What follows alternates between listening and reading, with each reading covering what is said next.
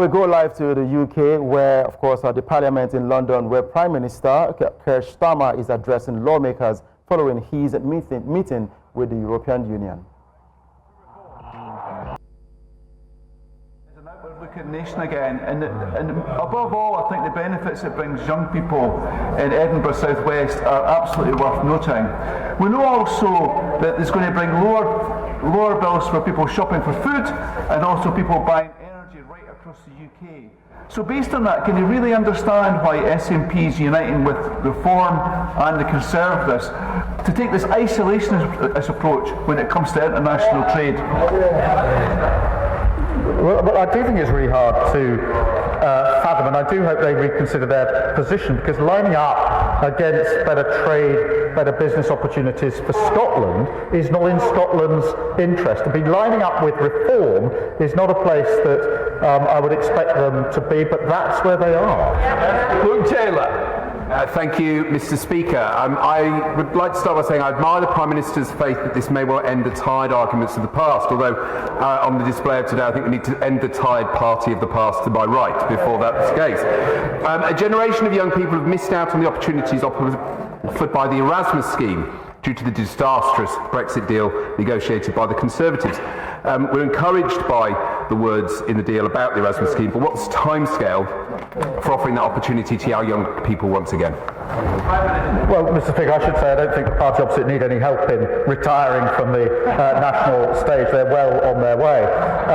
In relation to Erasmus, obviously it's important the way we've negotiated this in relation to the balanced approach we will take. As with other aspects, we do want to move ahead on what we've negotiated as quickly as we can. We've moved at speed to get this far, and the instruction from both sides is to move at speed on the other elements. Thank you, Mr. Speaker. Mr. Speaker, I agree with the Leader of the Opposition when she says what matters is whether the terms of the deal have improved for the country and that detail matters. 16,000 firms in this country stopped exporting to Europe under the deal that her government negotiated, and exports dropped a third because the price of her Brexit was paperwork. Under this deal, this government is getting rid of the very much hated export health certificate, which is worth an extra £200 on every single consignment.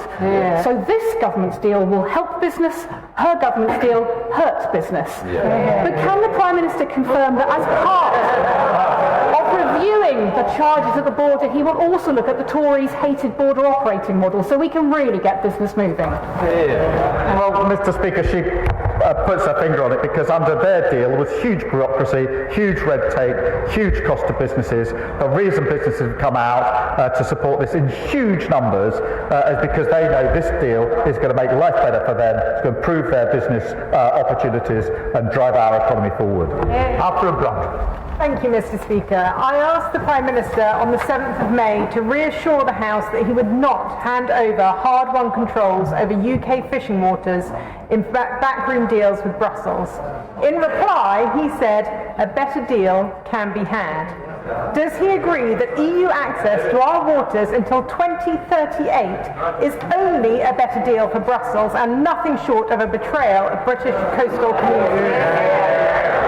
Mr. Speaker, the deal we've struck makes it easier for fishermen to sell into the EU market. 72% of their fish is sold into the EU market. Until we came along with the SPS agreement, which is permanent, they had to put up with the red tape and bureaucracy, the added costs, which the party opposite negotiated with disastrous consequences. This makes it easier for them to sell their fish into the market, which is hugely important to them. And on shellfish, which was banned by the party opposite, the doors open again, they can sell into the market. Hugely important. Mr. Speaker, may I put on the record my thanks to the Prime Minister and the Paymaster General for this landmark first step in the government's reset with the European Union.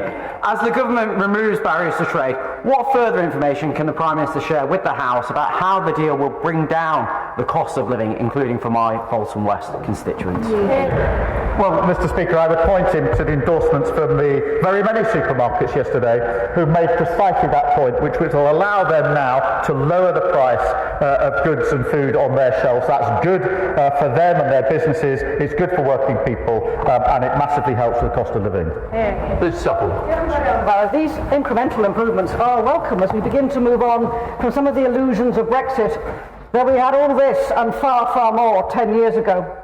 The Prime Minister once argued, and we quote, "We should retain the benefits of the single market." Given his recent tendency to dismiss the views of others, what would he say to his younger self?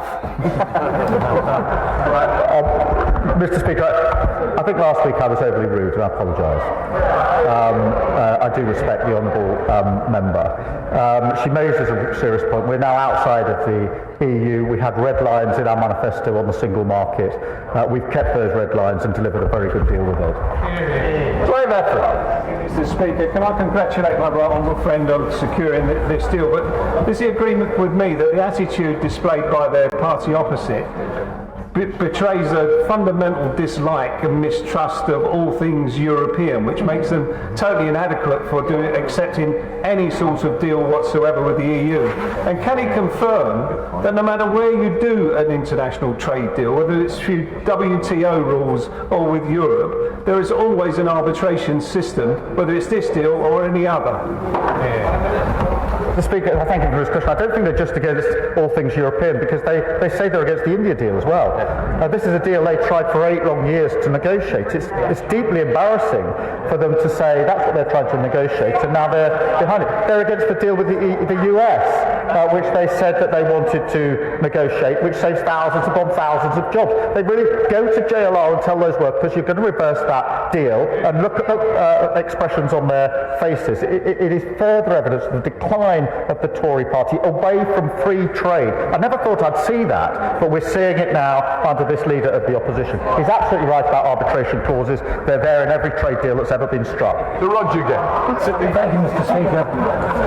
I don't want to be dog in the manger, but the Prime Minister's statement appears to me to be very strong on self-congratulation and very short on detail.